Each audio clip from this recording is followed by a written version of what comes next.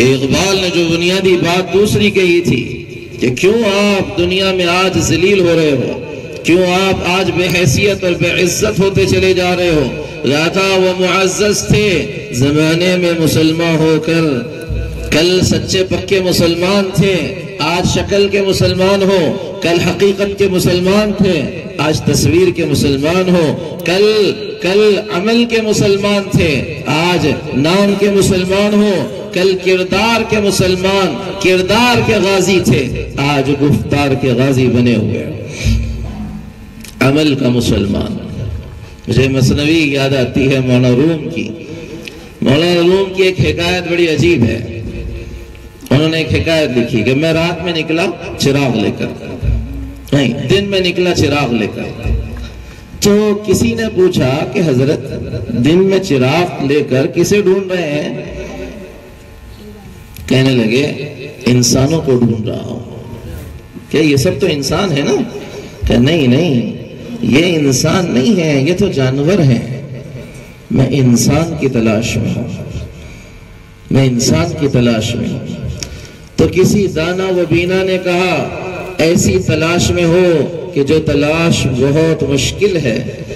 کہنے لگے مشکل چیزوں کو تلاش کرنا ہی تو کمال کی بات ہے۔ مثنوی میں لیکن انہوں نے جواب نہیں دیا تھا کہ انسان کامل کون ہے۔ اقبال نے اس کا جواب دیا ہے، اقبال نے اس کا جواب دیا ہے کہ انسان کامل کون؟ انہوں نے کہا تھا ہر لحظہ ہے مومن کی نئی شان نئی آن، گفتار میں کردار میں اللہ کی برہان، قہاری و غفاری و قدوسی و جبروت، یہ چار عناصر ملتے ہیں تو بنتا ہے مسلمان۔ یہ ہے قہاری و غفاری و قدوسی و جبروت، یہ چار عناصر ہو تو بنتا ہے مسلمان۔ چار عناصر اسلام اور مسلمان کے ہونے ضروری ہیں، قہاری و غفاری و قدوسی و جبروت۔ قہار اللہ کی صفت تمہارے اندر ہو کہ تم شرک سے، رسومات شرک سے، بدعات سے، خرافات سے اللہ اور اس کے نبی اور اس کے صحابہ اور اس کے دین کے مٹانے والوں کے سامنے اپنے رب کی قہاری صفت کے ساتھ، جلالی صفت کے ساتھ، غصے والی صفت کے ساتھ اٹھو۔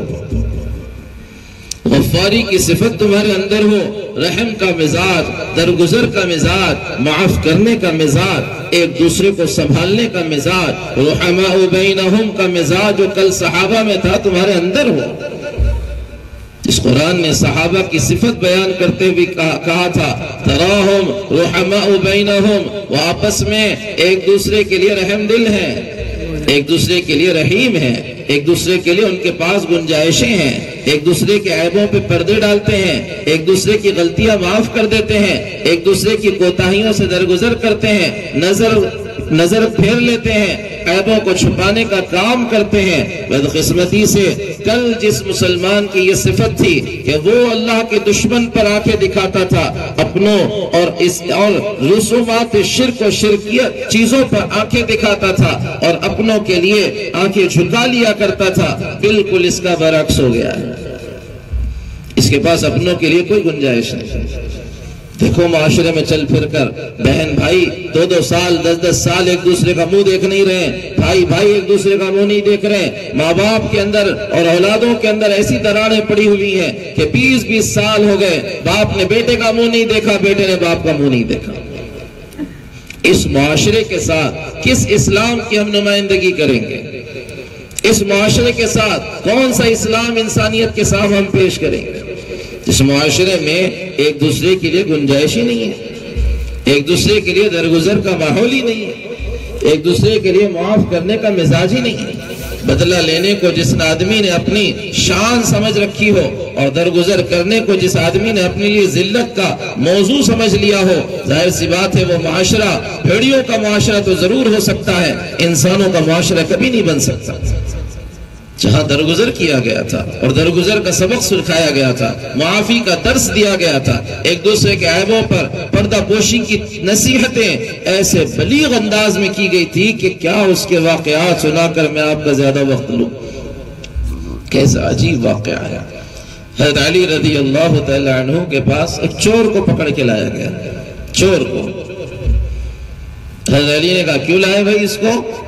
کہا اونٹ چوری کیا ہے مسجد کے باہر سے، جیسے ہماری گاڑیاں چوری ہوتی، اس وقت اونٹ چوری ہوا، اونٹ چورایا ہے اس نے۔ حضرت علی کہہ رہے ہیں، اب سنو ذرا ایک ایک جملہ، حضرت علی کہہ رہے ہیں ارے بھائی اونٹ سب ایک جیسے ہوتے ہیں، اس نے اپنا سمجھ کے کھول لیا ہوگا، تم اس کو چور سمجھ رہے ہو، چھوڑو اس کو، لے لو اپنا اونٹ جاؤ۔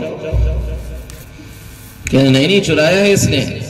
حضرت علی چور سے کہہ رہے ہیں ہاں بھائی چرایا تو نے؟ وہ بھی بہت ٹھیک تھا، ہاں چرایا ہے میں نے کوئی اپنا سمجھ کے نہیں کھولا، چرایا میں نے باضابطہ، اس نے پکڑ لیا ورنہ اڑا دیتا میں اس کا اونٹ۔ حضرت علی کہہ رہے ہیں لاؤ بھائی وہ ہمارے قنبر کو جو جلاد تھا، اور ذرا تیل گرم کرو اور وہ ذرا خنجر لے کر آؤ، اس کا ہاتھ کاٹیں گے، چوری کی سزا تھی۔ اور خود اٹھ کر مجلس سے چلے گئے کچھ کام کے لیے۔